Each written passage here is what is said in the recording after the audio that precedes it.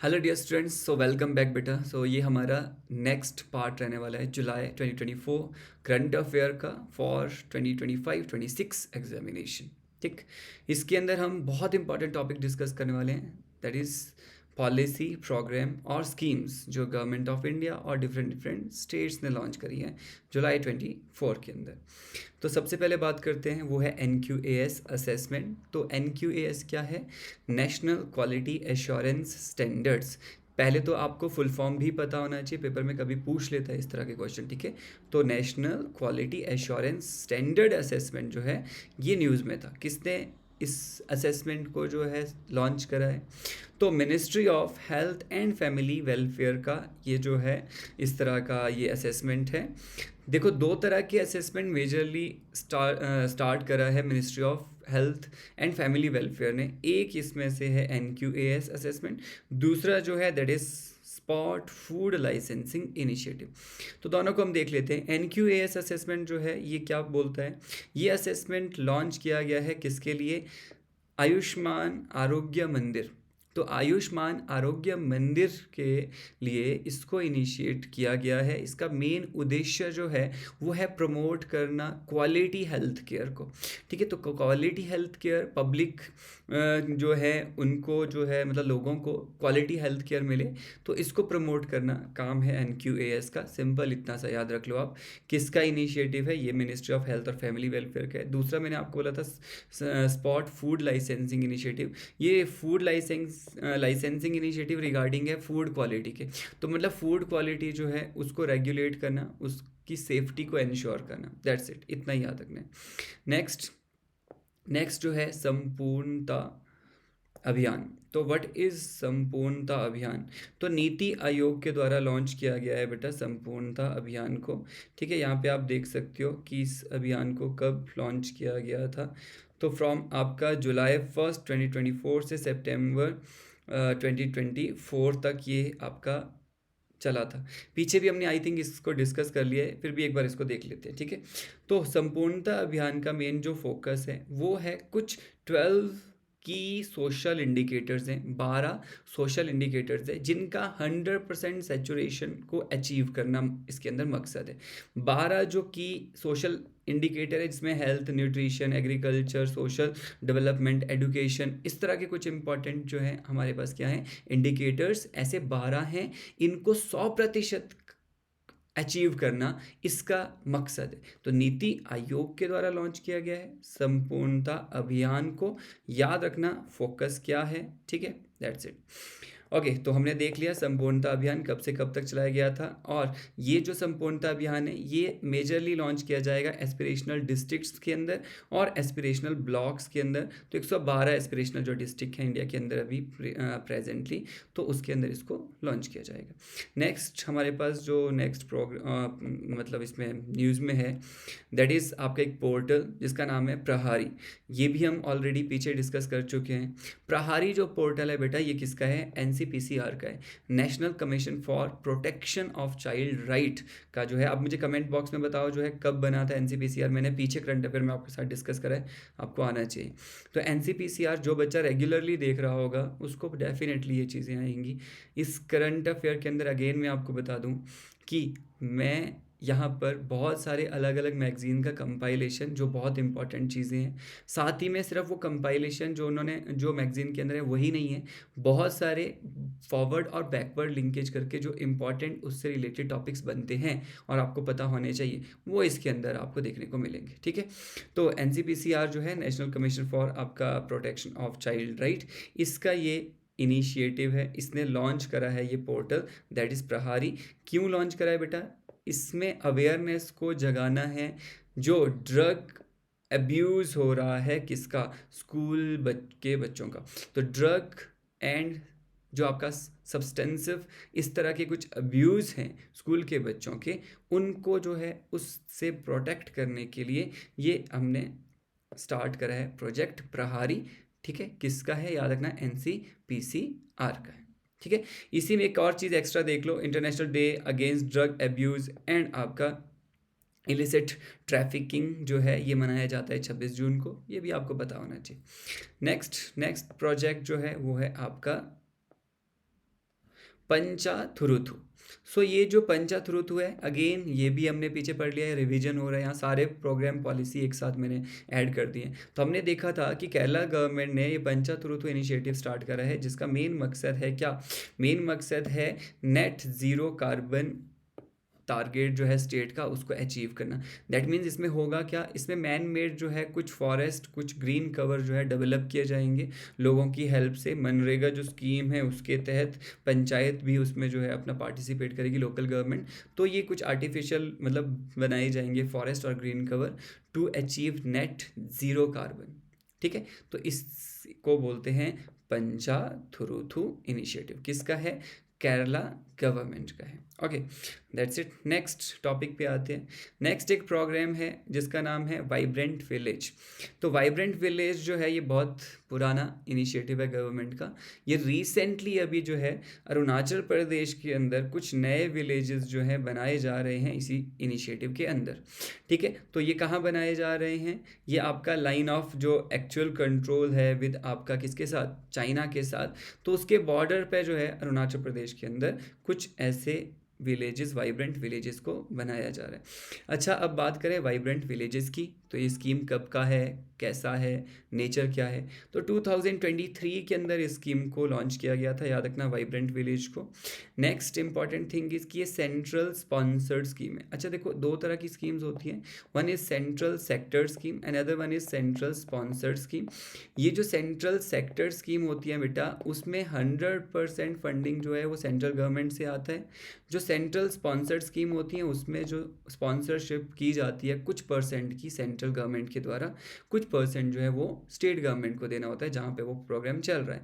जैसे कि आपको बहुत सारे इनिशिएटिव इस तरह के हैं ना, स्मार्ट सिटी जो मिशन चल रहा है वो भी सेंट्रल स्पॉन्सर्ड है ना, 90% 10% के रेशो में जो है वो होता है विद हिल स्टेट्स, नहीं तो 60-40 के रेशो में बाकी स्टेट्स के साथ है। ठीक है, तो इसके अंदर ये जो हमारा वाइब्रेंट विलेज प्रोग्राम है ये स्पेसिफिकली चल रहा है लाइन ऑफ एक्चुअल कंट्रोल के ऊपर। तो लाइन ऑफ एक्चुअल कंट्रोल में कौन कौन से स्टेट्स आते हैं? हिमाचल प्रदेश यहाँ पे आएगा, उत्तराखंड है, अरुणाचल प्रदेश है, सिक्किम है, लद्दाख यूनियन टेरिटरी है। ठीक है, तो ये सारे के सारे जो हैं यूटी और स्टेट, यहाँ पे ये इनिशिएटिव चलाया जा रहा है। मेन इसका मकसद है टू कवर 2963 विलेजेस, तो 2963 विलेजेस को कवर करना है, जिसमें से कि 663 फर्स्ट फेज में कवर करना है वाइब्रेंट विलेज के अंदर। ठीक है, ओके। एक्शन प्लान क्या है? एक्शन प्लान ये है कि यहाँ पे आप देखोगे कि जो डिस्ट्रिक्ट एडमिनिस्ट्रेशन है वो with the help of gram panchayat इसको इनिशिएट करेगा। तो दैट मीन्स डिस्ट्रिक्ट एडमिनिस्ट्रेशन के पास इसका फुल कंट्रोल है, with the help of gram panchayat वो इसको इम्प्लीमेंट करेंगे। यहाँ पे कोई भी बॉर्डर जो आपका डेवलपमेंट एरिया डेवलपमेंट प्रोग्राम हमारे चल रहे हैं BADP, ठीक है, तो बॉर्डर एरिया डेवलपमेंट प्रोग्राम के अंदर ये इनिशिएटिव नहीं है, इससे अलग है ये इनिशिएटिव। हमें क्वेश्चन में इस तरह के नंबर ऑफ स्टेटमेंट्स में एक स्टेटमेंट ऐसा पूछा जा सकता है कि ये initiative under border area development programme चल रहा है, तो आप कन्फ्यूज हो सकते हो कि हाँ बॉर्डर एरिया से रिलेटेड है तो ऐसा होगा। बिल्कुल भी ऐसा नहीं है, तो याद रखना। ठीक है, तो रोड क्या है, मेजर काम क्या करना है? रोड कनेक्टिविटी, इंफ्रास्ट्रक्चर को बनाना, रिन्यूएबल एनर्जी सेटअप करना, स्कूल्स, मेडिकल फैसिलिटी, ये सारा। ये प्रोग्राम जो है हमने ना एक चाइना के अंदर सिमिलर प्रोग्राम चल रहा था, चाइना इस तरह के गांव जो है सेटअप कर रहा है अपना बॉर्डर एरिया पे, तो जिसका नाम था आपका दैट इज जियाओकांग। ठीक है, तो जियाओकांग और प्रॉस्परस विलेज, तो जियाओकांग और प्रॉस्परस विलेज करके एक इनिशिएटिव जो है, जियाओकांग इज़ इम्पॉर्टेंट, ये याद रख लेना नाम, चाइनीज़। ठीक है, तो ये चाइना में चल रहा था, इसी बेसिस पे इसी तरह का ये हमारा प्रोजेक्ट है। ओके, नेक्स्ट एक और पोर्टल है जिसका नाम है ई सांख्यिकी पोर्टल जो है अभी अभी न्यूज़ में जी। तो सांख्यिकी से आपको समझ आ रहा होगा कि कुछ स्टैटिस्टिक के रिगार्डिंग ये है। तो ministry of statistic and programme implementation MOSPI ने लॉन्च करा है ई सांख्यिकी पोर्टल। ये जो पोर्टल है बेटा, ये ऑलरेडी कुछ जो पोर्टल्स हैं उनको यहाँ पे देखना रिप्लेस करेगा। और इसका मेजर एम क्या है? तो बोलेगा रियल टाइम इनपुट प्रोवाइड करना है, किसके लिए? प्लानिंग के लिए, पॉलिसी मेकिंग के लिए, कोई रिसर्च के लिए। तो रियल टाइम ये आपको इनपुट देगा डाटा प्रोवाइड करेगा, कोई प्लानिंग करना है गवर्नमेंट को उसके लिए, ठीक है। एस्टेब्लिश करना है एक कॉम्प्रिहेंसिव डाटा मैनेजमेंट और शेयरिंग सिस्टम। तो मतलब एक ऐसा सिस्टम बनाना है जहाँ पे क्या हो, वाइड स्केल पे डाटा का मैनेजमेंट किया जा रहा हो और उस डाटा को बहुत अच्छे से शेयर किया जा रहा हो कुछ ऑफिशियल जो काम है, ऑफिशियल जो यूज़ है उनके लिए, ठीक है। तो इस तरह का ये मॉडल है। तो डाटा क्या है यहाँ पे, कैटलॉग, दो तरह के मॉडल है इसमें, एक डाटा कैटलॉग मॉडल है और मैक्रो इंडिकेटर मॉडल है। इतने उसमें डिटेल में नहीं जाना है, जो मैंने आपको बताया है कि मेजर इसका काम क्या है कि ये क्या करेगा, ये डाटा जो है वो कलेक्ट करेगा और उस डाटा का यूज़ गवर्नमेंट करेगा फॉर प्लानिंग, ठीक है, और ताकि जो डाटा है उसका अच्छे से इस्तेमाल किया जाए। तो उसके लिए है ई सांख्यिकी पोर्टल, दैट्स इट, इतना याद रख लो। नेक्स्ट, स्मार्ट सिटी मिशन जो है अभी न्यूज़ में था, क्यों? क्योंकि सेंट्रल गवर्नमेंट ने जो है एक्सटेंड कर दिया है स्मार्ट सिटी मिशन को 2025 मार्च तक। तो मतलब अभी रिसेंट जब हम इसको सुन रहे हैं तो इसका टाइम जो है ऑफ ख़त्म हो चुका है स्मार्ट सिटी मिशन का। तो आप आने वाले करंट अफेयर में पढ़ोगे कि हाँ और बढ़ाया है गवर्नमेंट ने या इसको यहीं पे ख़त्म कर दिया है। कमेंट बॉक्स में बताना जिसको पता है, ठीक है। तो पहले स्मार्ट सिटी मिशन के बारे में देख लेते हैं। तो स्मार्ट सिटी मिशन जो है ministry of housing and urban affair का है, MOHUA का ये इनिशिएटिव है जो कि 2015 के अंदर आया था। तो 2015 के अंदर जो है ये आया था। सेंट्रल स्पॉन्सर्ड स्कीम है ये, अगेन वही 50-50% जो है इसमें शेयर बाकी स्टेट के साथ है और 90-10 का शेयर हिली स्टेट्स के साथ है, ठीक है। तो सेंट्रल स्पॉन्सर्ड है ये भी याद रखना। एम क्या है, वही प्रमोट करना क्या, कि जो आपका जो सिटी है उसको स्मार्ट बनाना, इंफ्रास्ट्रक्चर बेसिस पे वहाँ पे जितने भी मतलब प्रोजेक्ट्स हों वो एनवायरनमेंट फ्रेंडली हों, इस तरह की हर तरह की उसको फैसिलिटी उस सिटी में होना चाहिए। तो वो है smart city mission, that's it, ठीक है। नेक्स्ट आता है बेटा प्रोजेक्ट नेक्सस। प्रोजेक्ट नेक्सस किसका है पहले तो ये देख लेते हैं। RBI का जो है आसियान देश के साथ, ये एक आपका not for all ASEAN countries. आप मुझे बताना आसियान में कितने देश हैं, ठीक है, और कौन कौन से हैं ये बता सकते हो तो ये भी बताना। बट RBI का ये टाई अप है विद आसियान, आसियान के जो कुछ कंट्रीज़ हैं उनके साथ। किस तरह का टाई अप है देखो, हम देखते हैं कि इंडिया के अंदर एक पेमेंट सिस्टम चल रहा है UPI, यूनिफाइड पेमेंट, जो आपका इंटरफेरेंस है, ठीक है। तो उस तरह का ही एक और पेमेंट सिस्टम जो है वो इन आसियान कंट्री में चलता है, दैट इज़ आपका FPS। तो ये UPI और FPS का कोलैब है ये नेक्सस। इन दोनों को आपस में मर्ज करवाना ताकि इंडिया का UPI इन देशों में चले और इन देशों का जो है ये ऑनलाइन पेमेंट सिस्टम हमारे देश में चले, ठीक है। तो कौन से देश आसियान के हैं, मलेशिया हो गया, फिलीपीन हो गया, सिंगापुर हो गया, थाईलैंड हो गया और इंडिया। एक आसियान कंट्री नहीं है इंडिया तो, है ना। इंडिया जो है आसियान प्लस करके एक और इनका एक ग्रुप है तो उसमें आता है +10। तो वहाँ पे आप देखोगे तो ये हमारे पास मलेशिया, थाईलैंड, सिंगापुर और फिलीपीन, इनके साथ इंडिया का इन 4 आसियान देशों के साथ ये एक क्या है, इनिशिएटिव है ट्रांजैक्शन का। तो वो है आपका प्रोजेक्ट नेक्सस, याद रखना, ठीक है। नेक्स्ट, दूसरा एक और प्रोग्राम है जिसका नाम है शहर। तो ये जो प्रोग्राम है शहर, इसके अंदर क्या प्रोग्राम है, सबसे पहले तो आप देखोगे कि वुमेन जो एंटरप्रेन्योरशिप प्लेटफॉर्म है WEP, और साथ ही साथ में कौन आपका, that is TransUnion CIBIL. तो दो तरह के हमारे पास पहले तो ऑर्गेनाइजेशन होगी, एक हो गया ट्रांस यूनियन सिविल, एक हो गया WEP वुमेन एंटरप्रेन्योरशिप प्लेटफॉर्म। इन दोनों का ये इनिशिएटिव है, इन दोनों ने ही ये लॉन्च करा है प्रोग्राम, दैट इज़ आपका शहर प्रोग्राम।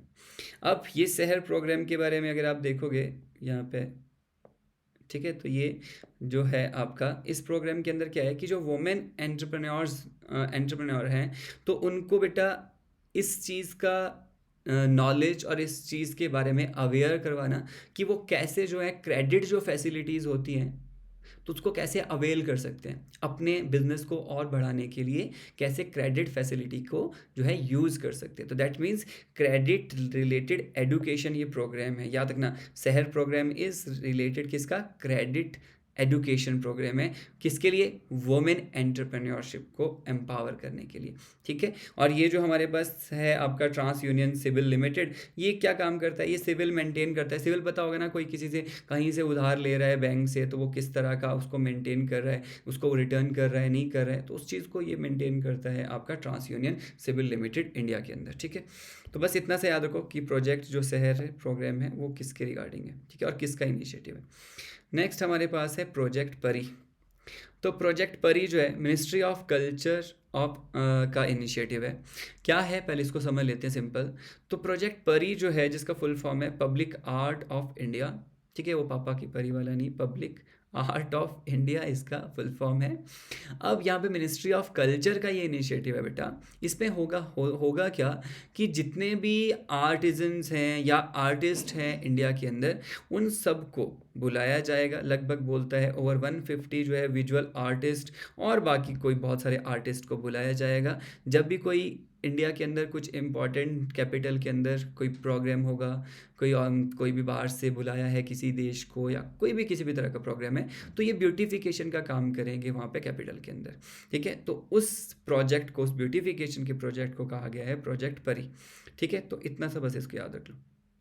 नेक्स्ट, डिजिटल भारत निधि। डिजिटल भारत निधि जो है अभी रिसेंटली आपको देखने को मिलेगा कि इसने रिप्लेस करा है ऑलरेडी एक हमारे पास यूएसओएफ करके आपका यूनिवर्सल सर्विस ऑब्लिगेशन फंड था। तो ये जो यूनिवर्सल सर्विस ऑब्लिगेशन फंड है, इसको रिप्लेस किया है डिजिटल भारत निधि ने। तो ये क्या है डिजिटल भारत निधि और क्या है यूएसओएफ, क्यों रिप्लेस करा है, इसको देखते हैं। सबसे पहले अगर हम बात करें यूएसओएफ की, तो ये एक फाइनेंशियल मैकेनिज्म था जो कि सपोर्ट करता था किसको, कि जो टेलीकम्युनिकेशन सर्विसेज हैं रूरल और रिमोट एरिया में, उसमें फंडिंग करता था। तो जो फंडिंग होती थी, पैसा जो लगाया जाता था रूरल और रिमोट एरिया में टेलीकम्युनिकेशन सर्विस को बढ़ाने के लिए, वो लगाया जाता था यूएसओएफ के अंदर से, ठीक है। लेकिन रिसेंटली अब हम देखते हैं कि इस यूएसओएफ की जगह हमारे पास जो है क्या आ गया, स्मार्ट सिटी पीछे जो हमने पढ़ा था उसके बारे में आप यहाँ पे दे सकते हो, साइड डिटेल दी है ना। तो यहाँ पे क्या है कि ये जो यूएसओएफ है बेटा, ये 2003 का बनाया गया था, ठीक है। 2003 में इस चीज़ को हमने बनाया था, लेकिन इसके अंदर जो पैसा आता था ना, वो कहाँ से आता था कि जो टेलीकम्युनिकेशन जो सर्विस प्रोवाइडर थे, अलग अलग जो कंपनीज़ हैं, जियो जुओ ये सब, तो वो जो सर्विस प्रोवाइडर है वहाँ उनके ऊपर 5% टैक्स लगता था। वो 5% टैक्स पैसा जो है वो जाता था इसमें, ठीक है, और वहाँ से वो पैसा लगाया जाता था। लेकिन अब जो है उसको चेंज किया गया है। अब यहाँ पर डिजिटल भारत निधि DBN करके डिजिटल भारत निधि जो है वो इसकी जगह है, ठीक है, जो कि डिपार्टमेंट ऑफ टेलीकम्युनिकेशन के अंदर है। अब ये एजेंसी जो है इस पैसे का यूज़ करेगी किसके लिए, है ना। डिजिटल भारत निधि है क्या, वही सेम चीज़ जो ये कर रहा था पहले। तो क्या कर रहा था, जो आपका रूरल और रिमोट एरिया थे उनके टेलीकम्युनिकेशन सर्विस को एनहांस करना, ठीक है, उसके लिए जो फंड पैसा, उसको जो सपोर्ट प्रोवाइड कर रहा था वो है। तो मतलब सिंपल हो गया, यूएसओएफ की जगह अब हमारे पास DBN जो है वो है, और काम क्या है इसका वो हमने समझ लिया है, ठीक है। तो नेक्स्ट टॉपिक पे चलते हैं। नेक्स्ट टॉपिक जो है अच्छा ठीक है, चलो ये एक्ट भी याद रख लो कि ये जो डिजिटल भारत निधि अब है इंट्रोड्यूस हुआ है, तो वो कोई एक्ट में चेंज हुआ होगा। कौन से एक्ट में हुआ, टेली कम्युनिकेशन एक्ट 2023 जो लाया गया था उसके अंदर ये आया है डिजिटल भारत निधि 2023 टेली कम्युनिकेशन एक्ट के अंदर, ठीक है, ये भी याद रख लेना। ओके नेक्स्ट यहाँ पे है इंटीग्रेटेड ट्राइबल डेवलपमेंट प्रोग्राम। तो बहुत सिंपल सा है, इंटीग्रेटेड ट्राइबल डेवलपमेंट प्रोग्राम किसका है, पहले तो नाबार्ड जो है इसका है ये प्रोग्राम, पहले ये याद रखना। दूसरा फोकस क्या है प्रोग्राम के अंदर, प्रमोट करना है डाइवर्स एग्रीकल्चर क्रॉप को। तो जो भी एग्रीकल्चर क्रॉप है उसके अंदर मोनोकल्चर ना, एक जैसा एग्रीकल्चर प्रैक्टिस ना हो, बहुत सारे क्रॉप्स जो हैं लगाए जाएं अलग, ताकि उसमें बेनिफिट जो है वो ज़्यादा मिले फार्मर को। तो जहाँ पर आप देख रहे हो कि कौन कौन से क्रॉप्स जो है, मतलब डाइवर्सिटी है, ज़रूरी नहीं है याद रखना ये कि कौन से क्रॉप है। सिंपल इतना याद रखो कि जो ये इनिशिएटिव है ट्राइबल डेवलपमेंट प्रोग्राम जो है, ठीक है, इंटीग्रेटेड, तो उसका मेन मकसद है कि डाइवर्स क्रॉप को प्रमोट करना, ठीक है। तो अभी केरला के अंदर इसको इनिशिएट किया गया, इसलिए जो क्रॉप्स हैं वो आपको देखने को मिल रहे हैं उस रीजन के, ठीक है। तो इससे ज़्यादा पढ़ने की जरूरत नहीं है। ITDB के बारे में देख लेते हैं, है ना, जो आपका इंटीग्रेटेड ट्राइबल डेवलपमेंट प्रोग्राम है, तो वो आपका एक फ्लैगशिप प्रोग्राम है नाबार्ड का, जो कि 2005-06 से आपका चल रहा है, ठीक है। तो याद रखना 2005-06 से ये प्रोग्राम चल रहा है। नेक्स्ट आते हैं, यहाँ पे आप देखोगे, ये आपको इंपॉर्टेंट ही पढ़ना है। अच्छा, एक चीज़ देख लो बेटा, इसमें एक फैक्ट, बस फैक्ट याद रख लो कि वाइट गुड्स कुछ होते हैं, कुछ ब्राउन गुड्स होते हैं। वाइट गुड वो सारे के सारे इलेक्ट्रॉनिक गुड्स होते हैं, जैसे कि रेफ्रिजरेटर, वॉशिंग मशीन, AC, मतलब जो आप यूज़ रूटीन बेसिस पे करते हो, जस्ट लग्जरी बेसिस पे, है ना। दूसरे ब्राउन गुड्स जो हैं वो सारे, वो भी इलेक्ट्रॉनिक गुड्स हैं, लेकिन वो किसके लिए यूज़ कर रहे हो आप? अपना एंटरटेनमेंट के लिए, जैसे कि television, DVD player, stereo, computer. तो ये एंटरटेन बेस्ड जो इलेक्ट्रॉनिक गुड्स हैं उनको ब्राउन गुड बोलते हैं। और जो आप यूज़ कर रहे हो आपका इस तरह के, मतलब आपका ईज़ ऑफ लिविंग के लिए, AC हो गया, वॉशिंग मशीन हो गया, रेफ्रिजरेटर हो गया, उसको बोलते हैं वाइट गुड। बस इतना से याद रख लो, ठीक है। नेक्स्ट, तो एक कर्नाटका गवर्नमेंट ने एक प्रोग्राम स्टार्ट करा है, दैट इज़ आपका नावू मनुजारू। तो नावू मानोजारू जो है, ये इनिशिएटिव क्या है?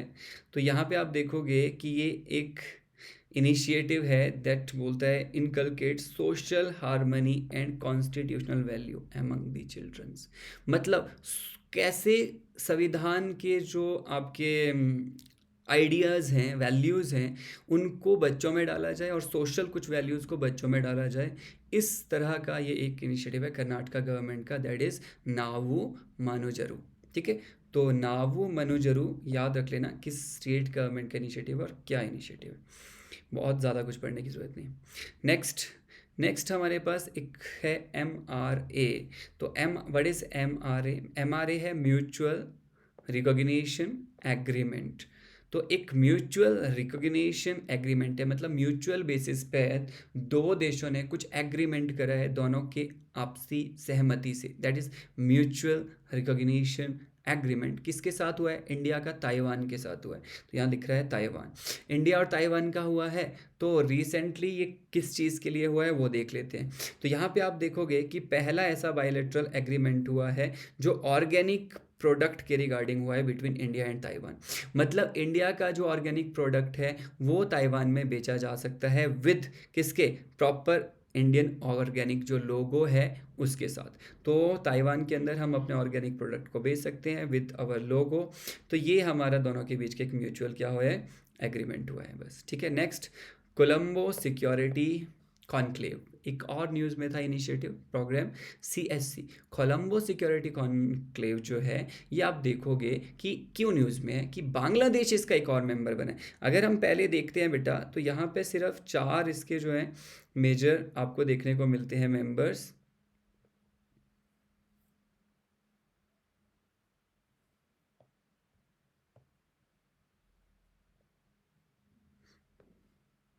अरे क्या है,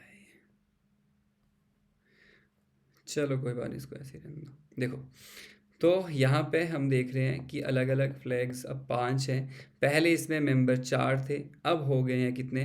5। बांग्लादेश अभी अभी इसमें जुड़ा है। तो हमें याद रखना है कि इंडिया, श्रीलंका, मॉरिशस, मालदीव। तो याद रखना, इंडिया, श्रीलंका, कोलंबो कॉन्क्लेव है, तो श्रीलंका के साथ के देश याद रख लो। श्रीलंका के साथ लगते हुए नीचे वो क्या है? मालदीव है जी, मॉरिशियस। 2 तो हो गए, इंडिया, श्रीलंका था ही। अब हमने इसमें किसको जोड़ा है? बांग्लादेश को जोड़ा है। तो 5 जो है इसके अंदर आपको देखने को मिलेंगे, total number of members. Okay, that's it, और ज़्यादा कुछ पढ़ने की ज़रूरत नहीं है। हाँ, इसको पढ़ने की ज़रूरत नहीं है। यहाँ पे आते हैं। ओके, तो क्या है? प्रधानमंत्री कॉलेज ऑफ एक्सीलेंस। तो ये प्रधानमंत्री कॉलेज ऑफ एक्सीलेंस जो है अभी रिसेंटली यूनियन होम मिनिस्ट्री ने इनॉग्रेट करा है।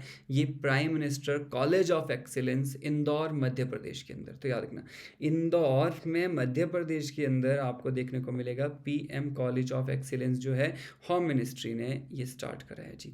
तो मध्य प्रदेश की अगर बात करें, ये पहला ऐसा स्टेट बना है जिसने नेशनल जो न्यू एजुकेशन जो पॉलिसी था, नेशनल एजुकेशन पॉलिसी 2020, उसको इम्प्लीमेंट किया था। That was Madhya Pradesh. ये भी याद रखना।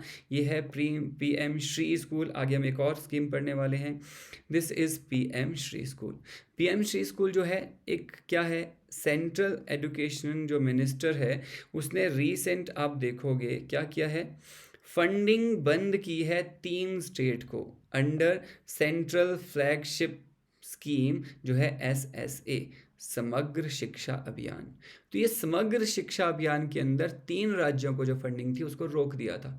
जुलाई की बात हो रही है 2024 की, ठीक है। उस टाइम दिल्ली जो है वो आप सरकार थी। तो दिल्ली, पंजाब और बंगाल इनकी, ठीक है। तो इन्होंने क्यों इनका फंडिंग रोका? क्योंकि इन्होंने रिफ्यूज़ करा था प्रैक्टिस ऑफ पीएम श्री। तो ये प्रधानमंत्री जो आपका श्री स्कूल्स हैं, ठीक है, इसका फुल फॉर्म देख लेते हैं। पीएम श्री का मतलब क्या होता है तो आपको इजीली ज़्यादा अच्छे से समझ आएगा है क्या है पीएम श्री। तो prime minister school for rising India, that is PM Shri. Prime minister school for rising India जो आपका स्कीम है that is PM Shri scheme. याद रखना, ये कब आया था? 2022 में ये स्कीम आ चुका था। सेंट्रल स्पॉन्सर्ड स्कीम है ये। इसमें भी कुछ परसेंट स्टेट को देना है, कुछ सेंटर को देना है। तो सेंट्रल स्पॉन्सर्ड स्कीम है। स्कीम का क्या है एम, ऑब्जेक्टिव क्या है? तो एस्टेब्लिश करना 14,500 पीएम श्री स्कूल को, ठीक है। तो याद रखना कि 14,500 इस तरह के स्कूल्स को स्टेट्स के अंदर और यूटी के अंदर एस्टेब्लिश करना 2022 का स्कीम है, सेंट्रल स्पॉन्सर्ड स्कीम है। और इसके अंदर 21st सेंचुरी के जो स्किल्स हैं, मतलब बच्चों को जो पता होना चाहिए मॉडर्न स्किल्स और ये सब, तो उनको पढ़ाया जाना इसका मेन मकसद है। नेक्स्ट है आपका Asmita project. What is Asmita project? Ministry of education ने लॉन्च करा है ऐसे 3 इनिशिएटिव जो प्रमोट करेंगे आपका मल्टी लिंग्विस्टिक जो एजुकेशन है। मल्टी लिंग्विस्टिक एजुकेशन मतलब अलग अलग लैंग्वेज जो है वो स्कूलों में पढ़ाई। अभी चल रहा था ना साउथ में इस तरह का एक कॉन्फ्लिक्ट कि नहीं यहाँ हिंदी नहीं पढ़ाएंगे और ये सब चीज़, ठीक है।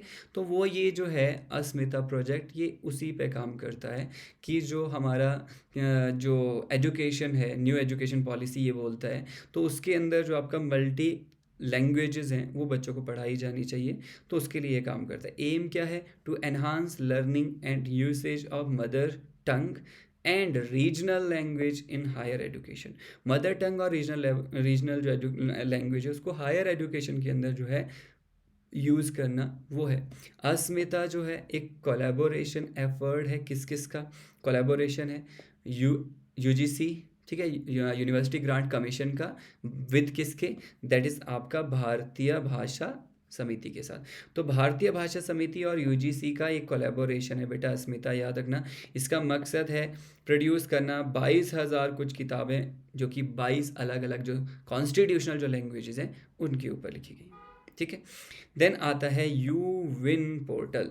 तो यू विन पोर्टल क्या है जी? यू विन पोर्टल जो है ये लॉन्च किया गया एक ऑनलाइन पोर्टल जो कि क्या है, जो कि एक डेटाबेस है, मतलब जो डेटा मेंटेन करेगा, ठीक है। किसके बारे में डेटा? याद रखना एक डेटाबेस है यू विन पोर्टल। किसके बारे में डेटाबेस है? ये है वैक्सीनेशन इवेंट और प्रेग्नेंट वोमेन और चिल्ड्रन अंडर। तो मतलब इंडिया के अंदर जितने भी हम देखते हैं कि जो आपके वैक्सीनेशन हो रहे हैं प्रेग्नेंट वोमेन के या फिर बच्चों के, उन वैक्सीनेशन का ये डाटा मेंटेन करता है यूविन। जैसे कोविड के टाइम में चल रहा था कोविन प्लेटफॉर्म, उसी बेसिस पे ये प्लेटफॉर्म है जो कि डाटा मेंटेन करेगा वैक्सीनेशन डाटा को इंडिया के अंदर, ठीक है। Next Rajasthan became first state to adopt a road safety action plan. पहला भारत के अंदर एक राज्य बना है जिसने एक प्रॉपर एक्शन प्लान बनाया, एक टारगेट बनाया है कि इतने तक हम इतना कम करेंगे जो रोड रिगार्डिंग जो एक्सीडेंट्स हैं, तो वो बना है राजस्थान। 10 साल का एक एक्शन प्लान बनाया है राजस्थान ने, जिसमें 50% जो है इनको, जो आपका ट्रैफिक एक्सीडेंट होता है तो उसको रिड्यूस करना है बाय 2030 तक। वर्ल्ड बैंक जो है यहाँ पे इस प्रोग्राम के अंदर क्या कर रहा है, फंडिंग कर रहा है। बस इतना सा याद रख लो। नेक्स्ट,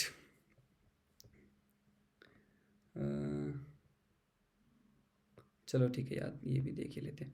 नेक्स्ट ये है कि इंडिया जो है वो क्या कर रहा है बेटा, ये आप देखोगे, India assistant community development project in आपका मॉरिशस। तो इंडिया जो है वो असिस्ट करेगा कम्युनिटी डेवलपमेंट प्रोजेक्ट को मॉरिशस के अंदर। तो याद रखना ये बस कि कम्युनिटी डेवलपमेंट प्रोग्राम को इंडिया कहाँ पे जो है असिस्ट करने वाला है, मॉरिशस। इंपॉर्टेंट ये है, थोड़ा सा एक मैप देख लो इंडियन ओशन के अंदर लोकेशन किस तरह की है, ठीक है, मॉरिशस की। तो अगर आप देखोगे इंडिया, इंडिया से नीचे आओगे श्रीलंका, श्रीलंका के इधर हमारे पास लक्षद्वीप हैं, लक्षद्वीप के साथ लगते हैं मालदीव, मालदीव के साथ नीचे आइलैंड आते हैं दैट इज़ चैगोस आर्किपेलागोस। उसके बाद आप देखोगे तो यहाँ पे है आपका सेशल, सेशल के बाद आप नीचे आओगे है मॉरिशस, मॉरिशस के बाद नीचे आओगे रीयूनियन। ये क्रोनोलॉजी जो है फ्रॉम साउथ टू नॉर्थ या नॉर्थ टू साउथ, इसको याद रख लेना, ठीक है। रीयूनियन, मॉरिशस, सेशल, देन आता है चैगोस, फिर आता है आपका मालदीव्स, फिर आते हैं लक्षद्वीप, ठीक है। तो बस इतना सा इसको देख लेना। नेक्स्ट हमारे पास एक और स्कीम है दैट इज़ लड़का भाऊ योजना। ये जो योजना है महाराष्ट्र के आपको दिख रहे हैं यहाँ पे सीएम जो अपने थे, ठीक है, तो इनका थे क्योंकि चेंज हो गया, तो इनका नाम क्या है मुझे कमेंट बॉक्स में बताना। और महाराष्ट्र गवर्नमेंट का इन शॉर्ट ये स्कीम है लड़का भाऊ योजना। इस योजना के अंदर क्या है कि जो हमारे जो भी मतलब लड़के हैं उनको कुछ जो है मॉनेटरी बेनिफिट या मॉनेटरी सपोर्ट दिया जाएगा महाराष्ट्र गवर्नमेंट के द्वारा, ठीक है। वो कितना कितना दिया जाएगा उसको याद रख लो। ये हमारे पास 6,000, 8,000, 10,000 करके लिखा हुआ है, लेकिन यहाँ पे देखो यहाँ है, ठीक है, प्योर हिंदी में लिखा था वो। तो वो 6,000 फॉर 12th जो 12वीं के बच्चे हैं, ठीक है। देन जो 8,000 है किसी ने अगर डिप्लोमा होल्डर है उसको, 10,000 जो है वो बैचलर डिग्री जिसने लिया है उसको। तो इसका गोल क्या है, प्रोवाइड फाइनेंशियल असिस्टेंट और आपका practical work experience to young man, ठीक है। तो इसके अंदर ये कुछ दिया जाएगा इनको पैसा, तो याद रखना। ओके, नेक्स्ट, नेक्स्ट है खेलो इंडिया राइजिंग टैलेंट। अभी अभी रिसेंटली जो है कीर्ति एक प्रोग्राम लॉन्च किया गया है ministry of youth affair and sports के द्वारा। ये कीर्ति का फुल फॉर्म है आपका ये खेलो इंडिया राइजिंग टैलेंट, ठीक है। तो Khelo India rising talent identification programme जो है मिनिस्ट्री ऑफ यूथ अफेयर का है, कीर्ति प्रोग्राम, जो कि अंडर आता है खेलो इंडिया इनिशिएटिव जो आपने सुना होगा उसके अंडर ही आता है। बस इतना याद रख लो कीर्ति का फुल फॉर्म क्या है, कौन सी मिनिस्ट्री के अंदर आता है। अ पार्ट ऑफ किसका है, central sector scheme that is Khelo India scheme, उसका ये पार्ट है। ओके, नेक्स्ट, नेक्स्ट है अमृत वृष्टि स्कीम। अमृत वृष्टि स्कीम ये आपने देखा होगा धोनी भाई साहब को। तो ये एसबीआई का स्कीम है जो क्या है, जो कि एक आपको मतलब कुछ एक्स्ट्रा % में इंटरेस्ट देता है, जो कि 444 दिन का अगर आप कोई पैसा इसमें जमा करते हो। ये भी अभी 2025 मार्च तक का स्कीम था, अभी मार्च 25 में ख़त्म हो गया। बस इतना सा याद रख लो आप कि अमृत जो वृष्टि स्कीम है वो किससे रिलेटेड था, तो एसबीआई का एक स्कीम था ये अमृत वृष्टि, ठीक है, जिसके अंदर की जो आपका स्कीम जो अवेल करता तो उसमें इंटरेस्ट रेट उसको 7.25% पर एनुअल बेसिस पे मिलता। और जो अगर इसमें सीनियर सिटीजन होता तो उसको और ज़्यादा 7.75 हो जाता इंटरेस्ट रेट। ये स्कीम था अमृत वृष्टि, किसका है बस ये याद रख लेना, ठीक है। नेक्स्ट आते हैं दैट इज़ एनपीएस वात्सल्य स्कीम। सो एनपीएस वात्सल्य स्कीम क्या है, तो ये आप देखोगे, आपने सुना होगा ये जो रिटायरमेंट के बाद जो आपको ये पैसा मिलता है स्कीम है ना, पेंशन स्कीम। तो वो जो नेशनल पेंशन स्कीम है उसी के अंदर जो है एक स्कीम है एनपीएस वात्सल्य। What is this, so this is regarding आपका जो बच्चे हैं तो बच्चों के जो गार्डियन या पेरेंट्स हैं वो इस स्कीम को चलाएंगे बच्चों के लिए। बच्चों के लिए कब तक? 18 साल तक। 18 साल के बाद उस बच्चे को वो जो पैसा उन्होंने जमा किया होगा लाइक अ पेंशन जो है वो दिया जाएगा। ठीक है, तो मतलब क्या हुआ कि ये जो स्कीम है एनपीएस वात्सल्य, ये एक पेंशन की तरह दिया जाएगा किसी बच्चे को आफ्टर 18 ईयर्स। ओके, तो ये इस तरह से याद रखना। नेशनल पेंशन स्कीम ये सब आपको पढ़ने की ज़रूरत नहीं है। नेक्स्ट है स्किल लोन। अच्छा, स्किल लोन स्कीम। अब ये स्किल लोन स्कीम क्या है कि आप नाम से पता चल रहा होगा कि स्किल डेवलपमेंट के लिए लोन लेने का कोई स्कीम है। ठीक है, फाइनेंस मिनिस्टर ने रिसेंटली जो है अनाउंस करा है अ रिवीजन ऑफ आपका मॉडल स्किल लोन स्कीम। तो इसका रिवीजन हुआ है, अभी कुछ पैसा इसमें और बढ़ाया है, पहले कम था। ठीक है, तो यहाँ पे आप देखोगे कि जो स्कीम है वो लोन देता है 7.5 लाख रुपए तक। गारंटी आपको मिलता है, गारंटी गवर्नमेंट की तरफ से आपको मिलेगा। दैट मीन्स गवर्नमेंट आपकी गारंटी ले रहा है 7.5 लाख रुपए लोन का, लेकिन स्किल डेवलपमेंट का है ये। ठीक है, तो स्किल लोन स्कीम जो है 2015 के अंदर स्टार्ट हो गया था, ये भी याद रख लेना। ये प्रोवाइड करता है फाइनेंशियल असिस्टेंट टू स्टूडेंट्स, तो बच्चों के लिए है, ताकि बच्चे अगर कोई स्किल सीखना चाहें, कोई इस तरह की टेक्निकल एजुकेशन जैसे पॉलीटेक हो गया, कोई ट्रेनिंग जो आईटीआई वगैरह हो गया, तो वो इस तरह की कुछ एजुकेशन लेना चाहे जो स्किल डेवलप करे, उसके लिए लोन मिलेगा। ये एजुकेशन के लिए लोन मिलेगा स्किल डेवलपमेंट स्कीम के अंदर 7.5 लाख। और मिनिस्ट्री ऑफ स्किल डेवलपमेंट और एंटरप्रेन्योर का ये स्कीम है, याद रख लेना। ठीक है, ओके। सो नेक्स्ट इज प्रधानमंत्री, हमारे पास लास्ट ये स्कीम है प्रधानमंत्री स्वनिधि स्कीम। प्रधानमंत्री स्वनिधि स्कीम बेटा आप सबको पता होगा कि इसके अंदर जो आपका कोविड के टाइम पीरियड में ये स्कीम आया था कि जो ये रेडी वाले, रेडी टपरी जो लगाते हैं, रेडी पटरी है ना, जो लगाते हैं लोग, सब्जी सब्जी वेंडर्स जो होते हैं, स्ट्रीट वेंडर्स, तो उनको जो है 10,000 से लेकर 50,000 तक का यहाँ पे जो है लोन दिया जाता है। कोई भी इसके लिए उनको गारंटी और कोई मतलब अपना एसेट रखने की ज़रूरत नहीं होती है बैंक के पास, सिक्योरिटी। ठीक है, तो उनको ये मिलता है लोन। और इस लोन में भी अगर वो रीपेमेंट डिजिटली कर रहे हैं, टाइम पे कर रहे हैं, तो कुछ काफ़ी सारे बेनिफिट भी मिलते हैं। बस इतना से याद रख लो कि प्रधानमंत्री स्वनिधि स्कीम क्या है, एक माइक्रो क्रेडिट स्कीम है। ठीक है, जो कि आपका अर्बन एरिया में जो स्ट्रीट वेंडर्स होते हैं तो उनके लिए ये लोन प्रोवाइड करता है। तो वो लोन है 10,000 से लेकर 50,000 तक का। ठीक है, तो याद रखना इतना सा। ये थे कुछ इंपॉर्टेंट स्कीम्स जुलाई मंथ के, लेकिन स्कीम्स बहुत इंपॉर्टेंट पेपर के लिए होते हैं, डेफिनेट क्वेश्चन पूछता है। जैसे इसमें मैंने बार बार आपको बताया कौन सी स्कीम कब आई है, वो इम्पॉर्टेंट है। ठीक है, कि 2020 में ये स्कीम आया, तो क्रोनोलॉजी वाले क्वेश्चन बड़े फेवरेट हैं हिमाचल स्टेट गवर्नमेंट के। बाकी जगह भी, बाकी एग्जाम के अंदर भी इस तरह के क्वेश्चन बनते हैं। Okay bye, thank you. Please do share and subscribe.